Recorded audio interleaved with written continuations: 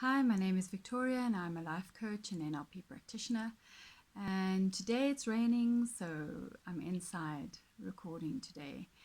I want to ask you how are your challenges going, and have you given this time period of being home a different name, or are you still calling it lockdown? I spoke to a friend of mine today, and she's calling it her time of retreat. And what she's doing is a lot of self reflection. She's clearing out her space, her living space, and creating a good space for her to be in. And so, I wonder what names you've come up with, if you've given yourself a new description for this time at home.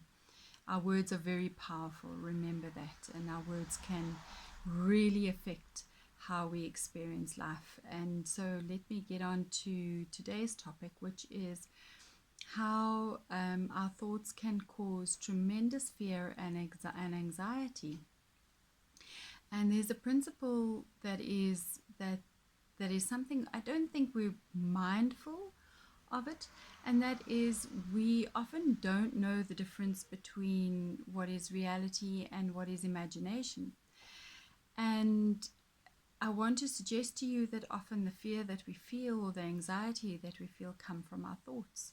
And the problem is that when our thoughts get carried away with stories that we tell ourselves that aren't actually happening or aren't really true, or just projections of what we think might happen in the future, or projections of things that we are repeating over and over in our minds, our bodies don't know the difference between what is real and what isn't. And so our bodies respond to this constant replay of thoughts in our minds. So if you're in a state of anxiety and in a state of fear, I'd like you to take a piece of paper and just record the thoughts that you're having. Perhaps journal this for a day or two so that you can see perhaps a pattern. Think about or be mindful of the thoughts that you're having before you go to bed. Be mindful of the conversations that you're having with people. Are they negative or are they positive? Be mindful of the story you're telling yourself about a few weeks from here on. What would your life be like? Be mindful of the story you're telling yourself about your current situation, and perhaps try to be present in your current situation and determine whether your current situation really is as bad as you think. Our thoughts have the power to create life experience that is not real, but because it creates a physiology within us that is very real, it can become believable that this is our story, this is our reality, this is what we're experiencing.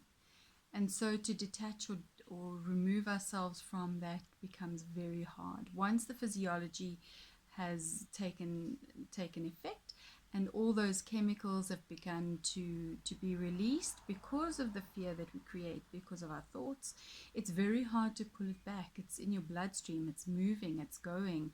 Your heart is palpitating, you've got cortisol running through your blood, you've got adrenaline running through you.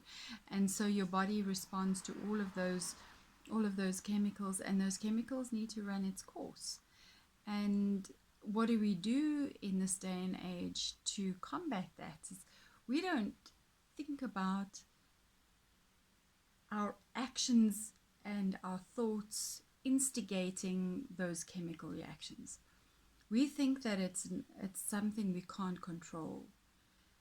And I'm going to say that as somebody who suffered from anxiety for much of my life and depression, and I was on medication for all of it, I'm no longer on medication for any of it. I've learned to manage myself. I've learned what triggers my anxiety. I've learned to control my mind and my thoughts. I really did get to a point in a stage in my life where I really wanted to take control back. I didn't want to be reliant on medication. I'm not for once saying that some people don't need medication. There are many who do. But for the most part, you can manage your levels of anxiety quite substantially. But it's hard to do that when you're in a state of crisis. You need to learn to do these things when you're in a state of calm, when things are well with you. When you can learn to do this when things are well with you, when the crisis comes, it's much easier for you to implement these techniques and the things that you've learned. So when you're in a state of crisis, to try and learn to do this can be quite tough, because you're almost in this whirlwind, and to get out of the whirlwind becomes almost impossible. You try and if you've ever, actually, wait, let me see, what's a good example. If you've ever been on a ride at an amusement park, that, you know, one of those that spin, and you try and move, you can't, you're plastered to the wall. And so the inertia, the force of the movement of spinning around and around keeps you in place. It's very hard to then move out of the effects of that whirlwind. So we need to not get into the whirlwind, or create the whirlwind ourselves through our thoughts. So our imaginations are very powerful. Our words are very powerful.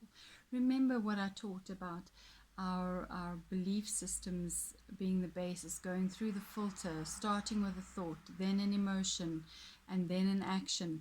And once all these things start to move, and you act on the thoughts and the emotions, you create a pattern of behavior. And if you're an adult, likelihood is that pattern has been instilled from childhood, and it's just been going on and on and on, and that's like a whirlwind of behavioral patterns that you need to get out of. And it's hard, it's not easy. I make it sound easy, but it's really not easy. That's why life coaches and NLP practitioners have such an important role to play in helping people step out of this, and helping people to gain control of their lives and really get to grips with what they're doing that is perpetuating a negative state of emotion, or a negative state of being, or difficulties within certain life situations.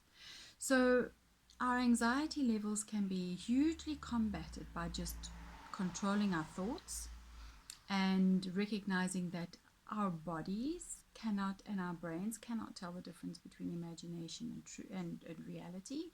So when you're playing this imaginative state over and over and over again, your body's going to physically respond to that, and it's going to respond with the cortisol, with the adrenaline, and all the chemistry that is going to make you feel very unwell. It's going to make you feel anxiety, and then what happens is we hop off to a doctor and we pop some anxiety pills, and we use other chemistry to try and reverse the effects of all of that anxiety and all of the adrenaline in our bodies, when in fact we can just stop it right at the source. The problem is taking chemicals like that causes fatigue, it causes all sorts of other responses in our bodies, and so we've got this big chemical whirlwind that's going on and on and on and on inside of us. So I want to encourage you that if you want to get a grip on your anxiety and your fear, you can give me a shout. We'll have a talk about what are the thoughts that are replaying in your mind, and I encourage you to take a diary, and for the next few days just record the things that you're thinking about, record the things that are playing over and over in your mind, record what it is that you feel fear about, what it is you fear losing. And what story are you telling yourself about that loss, about that potential problem that you have that is playing over and over in your mind, your conversations, your statements on social media. And so we can really work with you in dealing with fear and anxiety in such powerful ways. I mean, if I can overcome it, and I was on anxiety meds, I think, for 10 years at least, and I no longer need them, I can certainly help you overcome it for yourself. And I see a lot of posts on social media that people are really struggling with anxiety, and my heart feels for you. I know what it's like to be there. I know what it's like to be told just to breathe. Now, breathing works, but if you're not familiar with using the technique, and when you're in a massively intense state of anxiety, and now you're told to breathe, I mean, I used to get really angry. I used to say, come on, man, you have no idea what it feels like to be in this state. Don't tell me to breathe. Good grief. Don't tell me to breathe. But, you know, as I came to understand the science of anxiety and what is actually happening in my own mind and body, I recognize what the power of breathing is. But you can't do it in the crisis. You've got to learn to do it outside of the crisis, so that when the crisis hits, you're far more equipped to handle it. What else would I like to say to you regarding anxiety and fear? Much of what we fear, much of what we're anxious about, will probably never really come to pass. We always think of worst case scenarios, and then we expect our bodies to cope with those worst case scenarios, and most of the time it's not even going to happen. So I do not negate those people who have genuinely difficult environments to deal with, and you know, even in those environments we can deal with anxiety and fear when those things are truly happening around you. And for those experiences, I'm talking about abuse, I'm talking about physical violence, emotional abuse, bullying, where we can actually work with you and deal with you in terms of fear and anxiety as well. We don't just work with you on an imaginative level. If you really are dealing with some very difficult abusive environments, we can help you cope with that too. So from me to you, Emerge Transformational Life Coaching, we are here to help you. We still have the 30-minute free sessions available. You are very welcome to call us. Please do so. Please make use of us. We are here to serve you. We want to help you. We want to be a support to you in whatever difficulty you're going through, whether it's now while we're sitting in 21 days of retreat, or 21 days of reconstruction of life, whichever way you'd like to call it, or whether it's just your life in general in the future. We'd love to help. That's what we're here for. That's what we've been trained for, and that's what our life experiences can help support you through your own life experiences. Have a good day. Ciao.